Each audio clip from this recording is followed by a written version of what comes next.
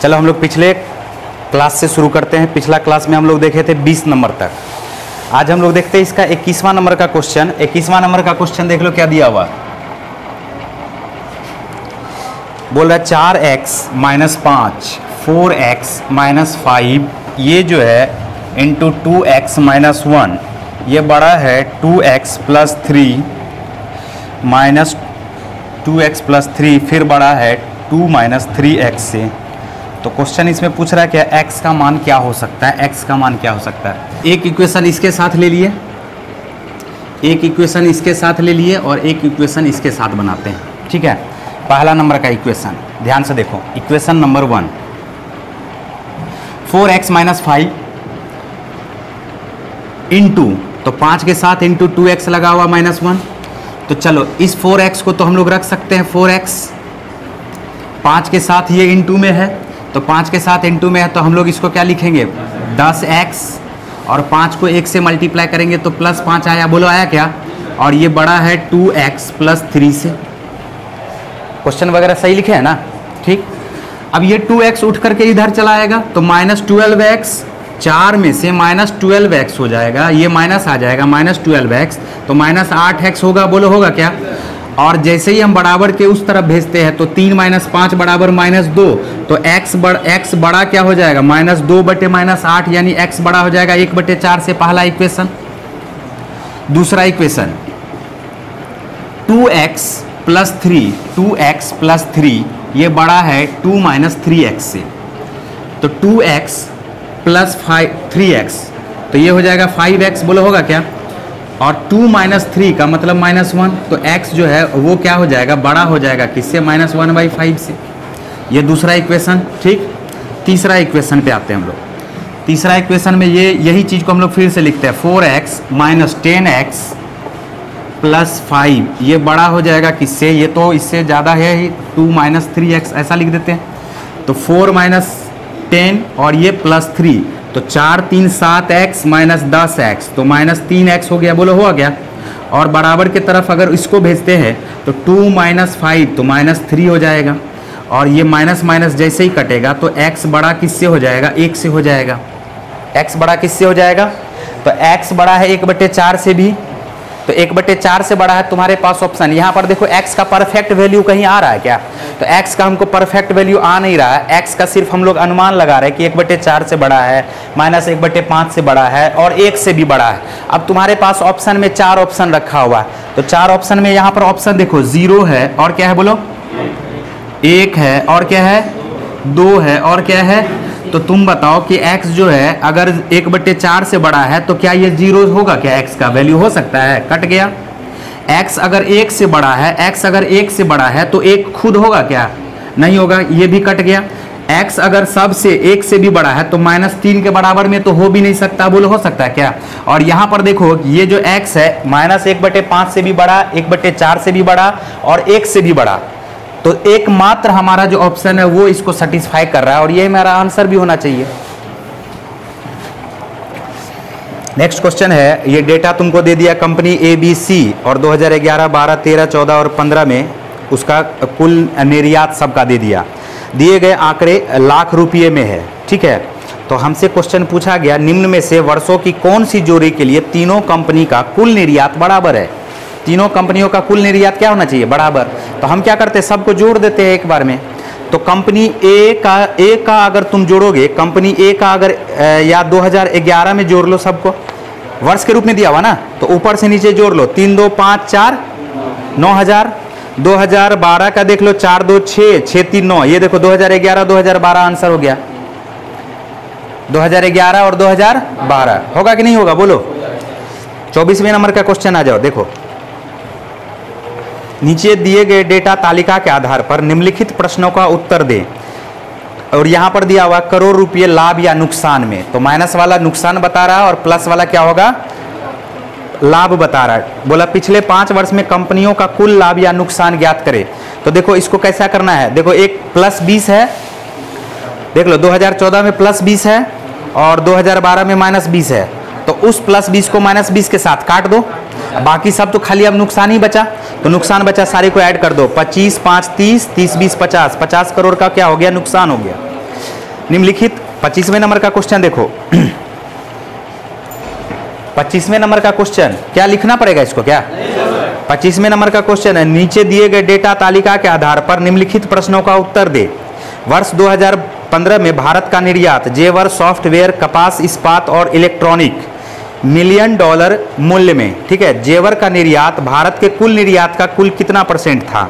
तो भारत के कुल निर्यात का तो सबको जोड़ दोगे, तो जोड़ दोगे तो यहाँ पर देख लो 1000 है, फिर है 725, फिर है 700, फिर 700 और 700 है, तो कुल निर्यात हो गया देख लो 7 या 21, 7 चौका 28, तो 2800 प्लस 1000 3800, 3825 बोल सकते हैं क्या?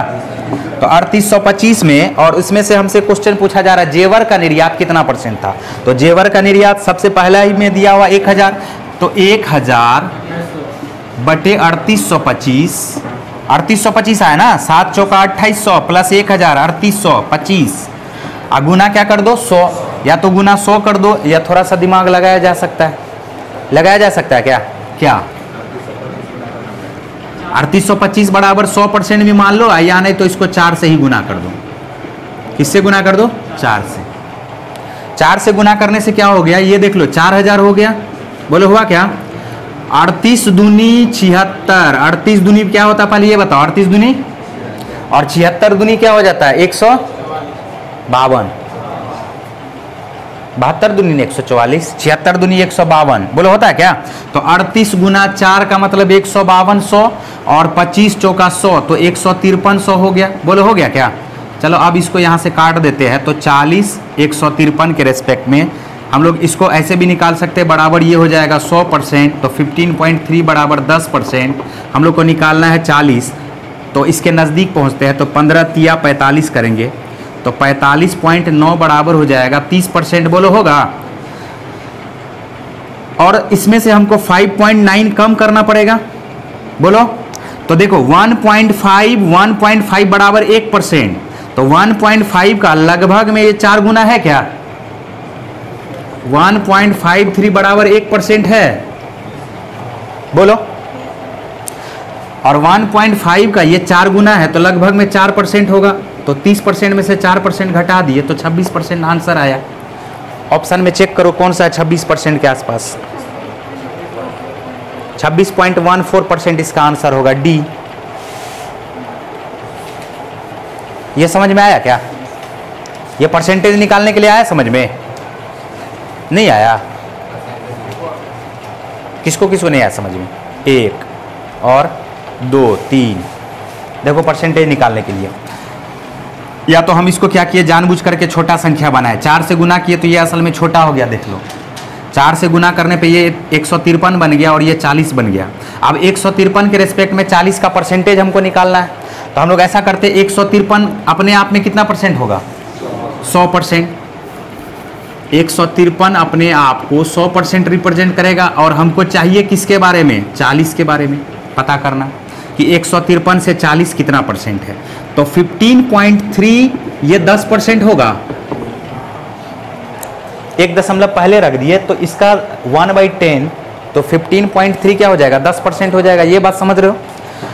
और हम लोग क्या करते हैं 40 के पास पहुंचते हैं, तो 40 के पास पहुंचने के लिए 15 दूनी 30 भी कर सकते हैं और 15 तिया 45, तो 45 हमको ज़्यादा नज़दीक लग रहा है, तो इसको हम पहले 3 गुना करते हैं, तो 45.9 हो जाएगा, तो ये 30% हो जाएगा क्या? लेकिन ये तो हम ज़्यादा ले लिए, तो ज़्यादा कितना लिए हैं? 5.9 ज़्यादा लिए हैं, तो 5.9 अगर हम लोग इसमें से कम करेंगे तभी ना 40 आ पाएगा। अब 5.9 के बारे में अगर परसेंटेज पता चल गया तो 45.9 का परसेंटेज पता है ही, और इसका परसेंटेज पता चल गया, तो इसमें से इसको घटा करके इसका आंसर आ जाएगा। अब इसका परसेंटेज कैसे निकालते हैं? तो देखो ध्यान से, हम लोग इसको ऐसे भी समझ सकते हैं, देखो 5 तिया तो लगभग में ये 3 गुना है, लेकिन 9 तिया 27 जो है ये 17.7 चला जाता है। इसको भी छोड़ो, जब 10% बराबर 15.3 है, तो तुम बताओ कि 1.53 बराबर 1% बोल सकते हैं हम? बोल सकते हैं। अगर हम इसको 4 गुना करें, कितना गुना? तो 4% होगा, और इसको 4 गुना करें तो 15 चौका 60, लगभग में 6% के आसपास, लगभग में कितना % के आसपास? तो हम लोग 5.9 को लगभग में 6% बोल सकते हैं। तो 30% में से 6% घटाएंगे तो कितना परसेंट आएगा?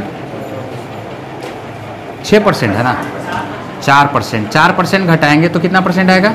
26%। तो लगभग में 40 का जो मान है वो कितना परसेंट होगा?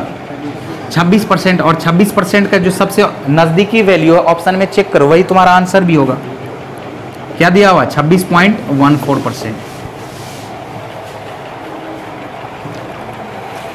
तो पहला सेट देखो, पहला ही DI से दिया हुआ, देख लो। तो DI से दिया हुआ है, निम्नलिखित जानकारी का सावधानी पूर्वक अध्ययन कीजिए और दिए गए प्रश्नों का उत्तर दीजिए। एक बुनाई मिल के कच्चे कपास का खरीद मूल्य दिया हुआ, कॉस्ट प्राइस दिया हुआ, ठीक है।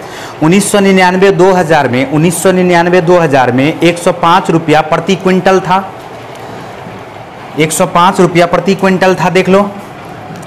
1999-2000 में हम यहाँ पर बनाना शुरू करते हैं। 105 रुपया प्रति क्विंटल था। 2000 से 2001 में 110 रुपया प्रति क्विंटल था। 2001 से 2002 में 112 रुपया प्रति क्विंटल था। 2002 से 2003 में 115 रुपया प्रति क्विंटल था। 2003 से 2004 में 117 रुपया प्रति क्विंटल था। 2004 से 2005 में 130 रुपया प्रति क्विंटल था। 2005 से 2006 में 141 रुपया प्रति क्विंटल था और 2006 से 2007 में 151 रुपया प्रति क्विंटल था, ठीक है।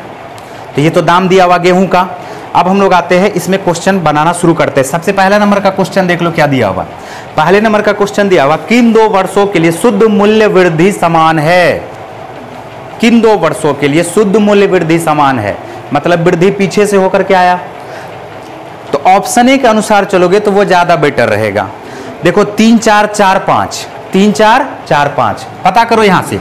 3 4 2 बढ़ा, 3 4 में कितना बढ़ा और 4 5 में कितना बढ़ा? 13। कितना बढ़ा? 2 और 13 क्या बराबर है? पहला ऑप्शन छटा गया।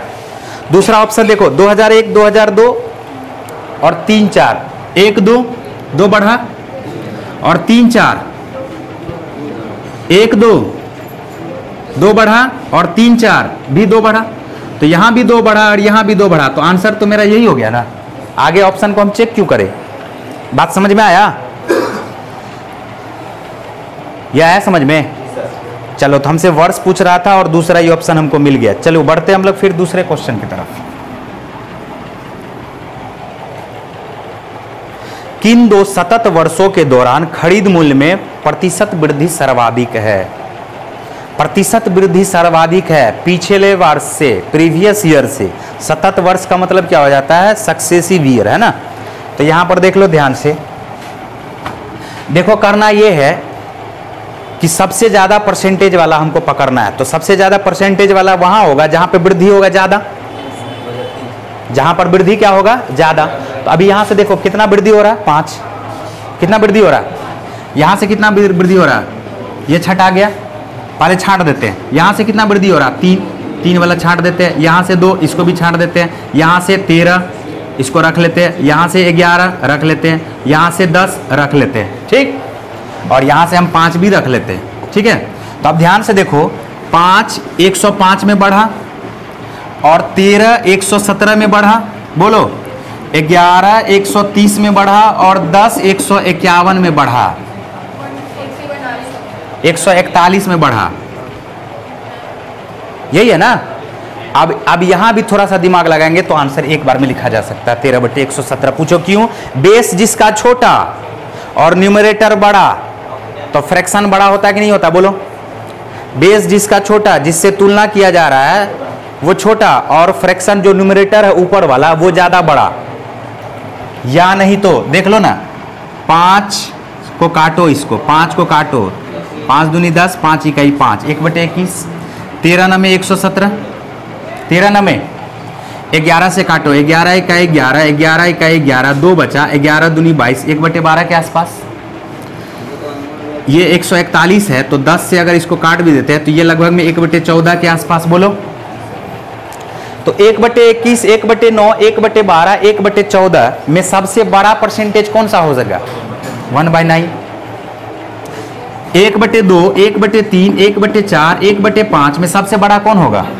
1/2, क्योंकि न्यूमरेटर सबका इक्वल और जिसका डिनोमिनेटर सबसे छोटा वो फ्रैक्शन क्या हो जाता है? छोटा हो जाता है। तो 1/21, 1/9, 1/12, 1/14 में सबसे एक तो हो गया। तो 21, 9, 12 और 14 में सबसे छोटा कौन सा? 9। तो 9 जैसे ही आया 1/9 सबसे ज़्यादा। फ्रैक्शन जब ज़्यादा तो परसेंटेज भी वैल्यू इसका ज़्यादा आएगा। और अगर तुम परसेंटेज वैल्यू निकालोगे 1/9 का तो आ जाएगा 11.1/9%। ठीक है, चलो अभी लिख लो इसको। तीसरे नंबर का क्वेश्चन है, वर्ष 1999 से 2007 तक बुनाई मिल के लिए कच्चे कपास के खरीद मूल्य में औसत वार्षिक वृद्धि क्या है?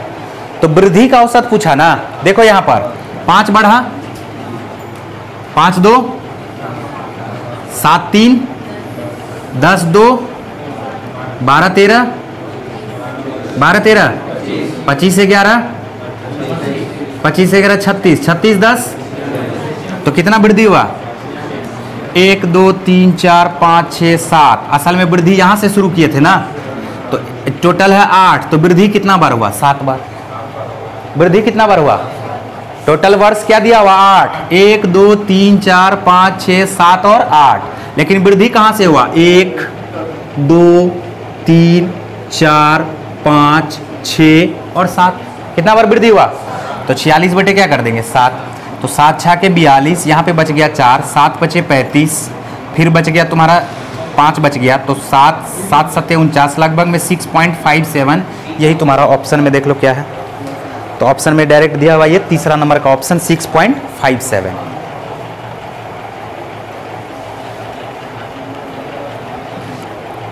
वर्ष 2006 से 2007 में मूल्य वर्ष 1999 से 2000 के दौरान मूल्य का लगभग कितना परसेंट था? तो 2006 से 2007 में, तो 2006 से 2007 में कितना परसेंट है? 151 है। ये चौथा क्वेश्चन बताने जा रहे हैं, ठीक है। और 1999 से 2000 क्या है? 105 है। बोलो है क्या? तो लगभग में पूछ रहा है ये कितना परसेंट है, लगभग में कितना परसेंट है। तो लगभग में कितना परसेंट अगर करोगे तो 100 से गुना भी कर दोगे तो भी बन जाएगा। 100 से गुना कर दोगे, 100 से इसको गुना कर दोगे, 5 से ऊपर नीचे कटेगा, इसको मल्टीप्लाई करोगे, फिर डिवाइड करोगे तो भी बन जाएगा। और दूसरा जो तरीका है, दूसरा तरीका हम अभी बताए भी हैं, ठीक है। यहाँ पर देख लो, समझ में आ जाएगा। तो 105 अपने आप को कितना परसेंट रिप्रेजेंट करेगा? 100%। और 151 होने के लिए लगभग में 46 और चाहिए, या पक्का 46 चाहिए? बोलो चाहिए क्या? पक्का क्या चाहिए? चाहिए ना। तो 105 बराबर 100% और 46 को 105 में अगर ऐड करेंगे तो 151 का परसेंटेज निकलेगा। तो 151 का परसेंटेज निकलेगा, हम लोग निकाल के देखते हैं। तो 10.5 बराबर 10%। अगर हम लोग इसको 4 गुना कर ले, कितना गुना कर ले? 4 गुना कर ले, तो ये हो जाएगा, देख लो, 10 चौका 40 और 0.5 को 4 गुना करते तो 2, तो 42 बराबर हो गया 40%। 42 बराबर कितना परसेंट? अभी भी हमको क्या चाहिए? बोलो 4 चाहिए ना। क्या चाहिए? 4 चाहिए, तभी तो 46 होगा। तो हम लोग अब यहां पर दिमाग लगा सकते हैं। देख लो, 42 बराबर 40%, 42 बराबर कितना? तो 4 बराबर 1 अगर दशमलव यहां आ जाए तो ये यहां पर ऐसे आ जाएगा। तो लगभग में हम लोग इस 4 को 4% बोल सकते हैं क्या? लगभग में 4 को 4% बोल सकते हैं क्या? पक्का ना। तो हो गया 42 प्लस 4, 105 प्लस 42 प्लस 4 बराबर 151 होगा क्या? या 46 को तुम लोग 44% बोल सकते हो क्या? 42 4 46, तो 40 प्लस 4 44%। तो 105 में 46 को ऐड करेंगे तभी जाकर के 151 आएगा। और 105 है 100% और 46 है 44%। तो 151 के बारे में हम लोग आंसर लिख सकते हैं 144%। ये दूसरा तरीका था, समझ में आ रहा है? लिख लो इसको। बोला दी गई भिन्नों का शुद्ध आरोही क्रम ज्ञात करें। और यहां पर देख लो, चारों का चारों ऑप्शन में 3 ही टर्म है। इसी 3 टर्म को घुमा फिरा करके दिया गया है। बोलो, तो हम किसी भी एक टर्म को ले लेते हैं। 3/10, 4/15 और 1 क्या है? 3। ठीक है। और इसका आरोही क्रम हम लोग सेट कर लेते हैं और ऑप्शन से मिला लेंगे कौन सा सही है। आरोही क्रम देखो कैसे सेट करते हैं, इसको समझना। देखो 15 तिया, अरे बोल भी दो। और 10 चौका तो 40 छोटा कि 45 छोटा? 40 छोटा। अभी इसको छोड़ दो तो इससे ये छोटा हो गया। अब इस दोनों में तुलना करो, 4 तिया और 15 इकाई, तो 15 छोटा कि 12 छोटा? तो 12 छोटा, तो इसका मतलब सबसे छोटा, इस तीनों में सबसे छोटा कौन हो जाएगा? 4/15। बोलो होगा क्या? अब इस दोनों में तुलना कर लेते हैं, 3 तिया और 10 इकाई, तो 10 और 9 में कौन छोटा? तो इसका मतलब 3/10 इससे बड़ा होगा और इससे बड़ा 1/3 होगा। और ऑप्शन अब चेक कर लो कि कौन सा तुम्हारा ऑप्शन सही है।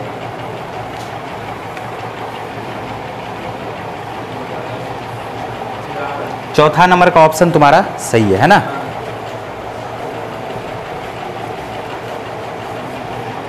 पांचवें के बाद आ जाते हैं छठे नंबर का क्वेश्चन। कल हम बहुभुज के बारे में बढ़िया से बताए थे, याद है ना? एक त्रिभुज भी बहुभुज है, बोलो है क्या? और एक त्रिभुज के तीनों कोनों का योगफल 180 डिग्री होता है। तीनों कोनों का योगफल 180 डिग्री होता है। तीनों कोनों का योगफल एक चतुर्भुज है और एक चतुर्भुज का चारों कोनों का योगफल 360 डिग्री होता है। और उसको डिफाइन किससे करना हम लोग को? त्रिभुज से। दो त्रिभुज है ना, त्रिभुज का मतलब ट्रेंगल और चतुर्भुज का मतलब क्वाड्रिलेटरल। तो एक क्वाड्रिलेटरल में दो ट्रेंगल है, बोलो है क्या? तो दो ट्रेंगल है और एक ट्रेंगल का तीनों एंगल का जो योगफल होगा, सम है, वो क्या है? 180 है। तो सीधा सा बात है कि क्वाड्रिलेटरल में दो ट्रेंगल बन रहा है, तो 180 गुना 2 कर देंगे क्या? कोई दिक्कत? अब यहां पर देख लो, कल हम बताए थे इसके बारे में, एक बार फिर से बता रहे हैं, ठीक है? ये पॉलीगॉन है जिसमें 5 भुजा है, देख लो। और इस 5 भुजा में एक ट्रेंगल, दूसरा ट्रेंगल, तीसरा ट्रेंगल, टोटल कितना ट्रेंगल? 3 ट्रेंगल। तो 3 ट्रेंगल है, तो 180 को हम लोग किससे मल्टीप्लाई कर देंगे? 3 से मल्टीप्लाई कर देंगे, तो इसका सभी कोनों का योगफल आ जाएगा 540। इसी तरह से अगर 6 भुजा है, ठीक है, तो इसमें देख लो कितना ट्रेंगल बन रहा है? 1 2 3 और 4 ट्रेंगल बन रहा है। और एक ट्रेंगल का तीनों कोनों का योगफल 180 डिग्री, तो इसको हम लोग मल्टीप्लाई किससे कर देंगे? 4 से।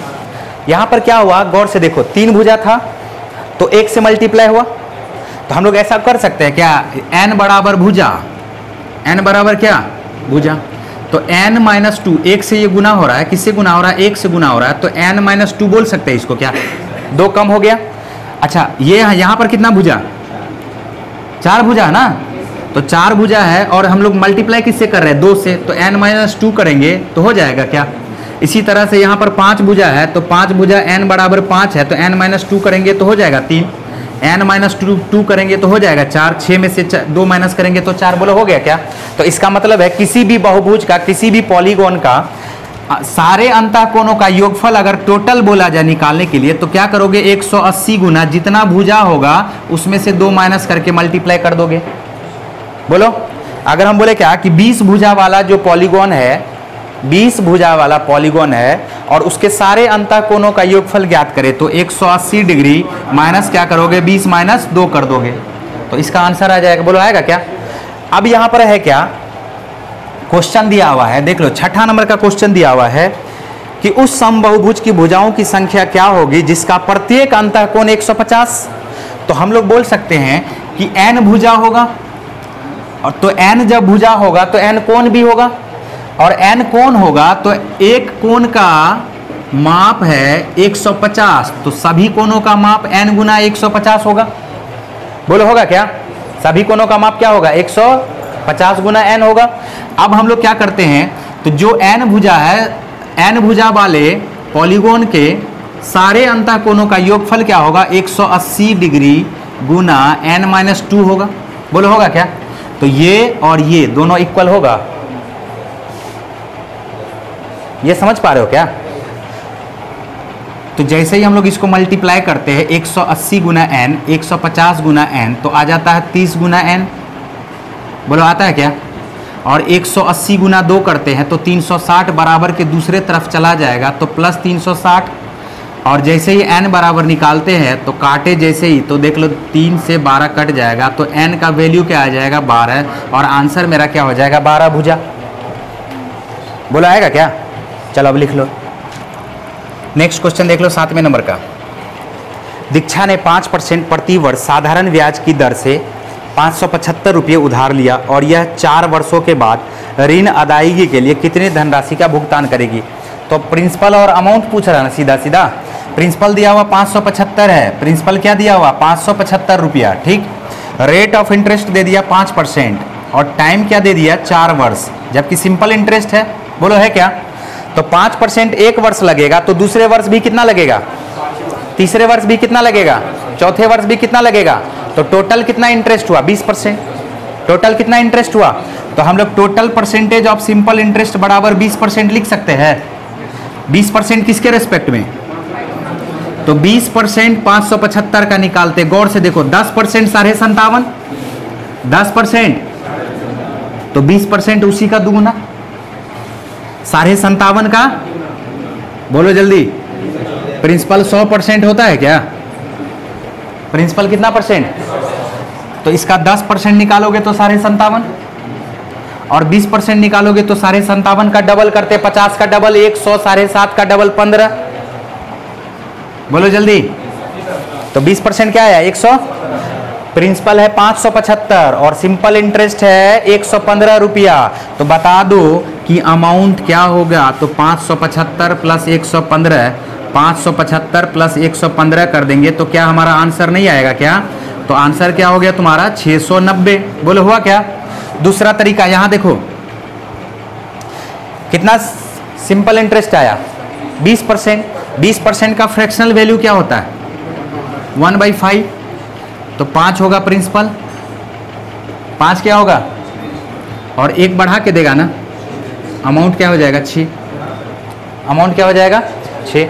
तो 5 बराबर 575, 5 बराबर, तो 1 बराबर देखो 5 इकाई 5, 5 इकाई 5, 5 पचे 25, तो 1 बराबर 115, तो 6 बराबर 115 गुना 6, 15 छके और 1 6 के, तो आंसर क्या आ गया 690। बात आ रहा समझ में, चलो लिख लो इसको। नेक्स्ट क्वेश्चन देख लो क्या दिया हुआ है, 8वें नंबर का क्वेश्चन। धनराशि 130 रुपये को 3, 6, 8 और 9 के रेशियो में विभाजित किया जाए तो संगत धनराशि क्या होगी। सीधा सीधा कुछ नहीं करना है, देख लो क्या है 3, 6, 8 और 9, यही है ना। टोटल धनराशि कितना रुपया 130 रुपया, तो इसको जोड़ दो ना, 6, 3, 9, 8, 17, 17, 9, 26, 17, 9, तो हम लोग बोल सकते हैं 26 यूनिट रिप्रेजेंट करेगा 130 रुपया को, तो 1 यूनिट रिप्रेजेंट करेगा 5 रुपया को।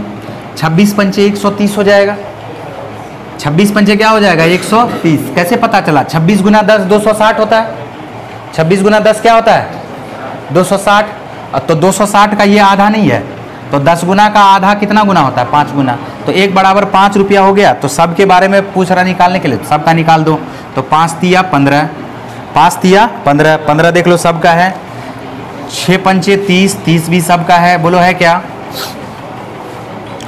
और फिर क्या दिया हुआ यहाँ पर 8 पंचे 40, तो 40 किसका मिल गया, दूसरा ऑप्शन आंसर। चलो इसका भी निकाल लो, 9 पचे 45, अरे तो नहीं है तो हम क्या कर सकते हैं, बोलो 45 होगा, बना दो, कर क्या सकते हो इसमें, मिसप्रिंट है ना। क्या हो जाएगा इसका 15, 30, 40 और 45। 2 मिनट 30 सेकेंड के लिए टेलीफोन बिल 11 रुपये है, तो 3 मिनट 20 सेकेंड के लिए टेलीफोन का बिल कितना होगा। ये तो बहुत आसान है, 2 मिनट 30 सेकेंड, 2 मिनट 30 सेकेंड को पूरा सेकेंड में ही चेंज कर दो, तो 2 मिनट हो जाएगा 120 सेकेंड और 30 सेकेंड ऐड करोगे तो 150 सेकेंड। बोलो होगा क्या। अभी 3 मिनट 20 सेकेंड का 180 प्लस 200 कर दो, 180 प्लस 20 कर दो तो 200 सेकेंड होगा क्या। 3 मिनट 20 सेकेंड कितना सेकेंड हो जाएगा 200 सेकेंड, और यहाँ पर क्या है 150 सेकेंड। अब यहाँ पर बोल रहा है 150 सेकेंड के लिए 11 रुपया, कितना रुपया 11 रुपया। तो क्वेश्चन हमसे पूछा जा रहा है, तो ये बताना है 200 सेकेंड के लिए कितना रुपया। देखो ध्यान से देखो एक बार, हम जोड़ के बता दे कैसे करना है। देखो ऐसे करना है, बहुत सारा तरीका है। 150 में 50 जोड़ेंगे तो 200, 150 में 50 जोड़ेंगे तो क्या होगा, तो 150 में 50 जोड़ना है, तो 150 के लिए तो 11 रुपया होगा, 150 के लिए कितना रुपया, और 50 सेकेंड और जुटेगा ना, तो 50 सेकेंड जो जुटेगा वो तो 150 का 1/3 है, 50 सेकेंड 150 का क्या है, तो 11 रुपया का 1/3 50 सेकेंड के लिए जोड़ दो। 11 तिया 33, 33 प्लस 11 हो जाएगा 44, 44 बटे 3 रुपया। और इसको हम लोग सॉल्व करते हैं तो 14 तिया 42, 14.67 रुपया आंसर हो जाएगा ये तुम्हारा।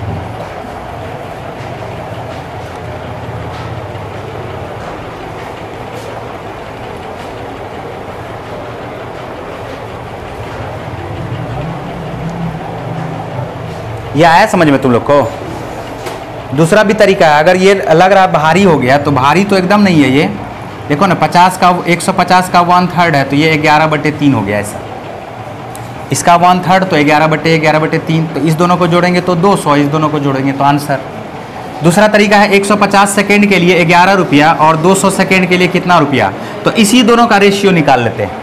50 तिया 150, 50 चौका 50 तिया और 50 चौका 3 बराबर 11, तो 1 बराबर 11 बटे 3, तो 4 बराबर 11 बटे 3 गुना 4 यानी 44 बटे 3, और 44 बटे 3 का मतलब 14.67 रुपया आंसर। बात समझ रहे हो क्या?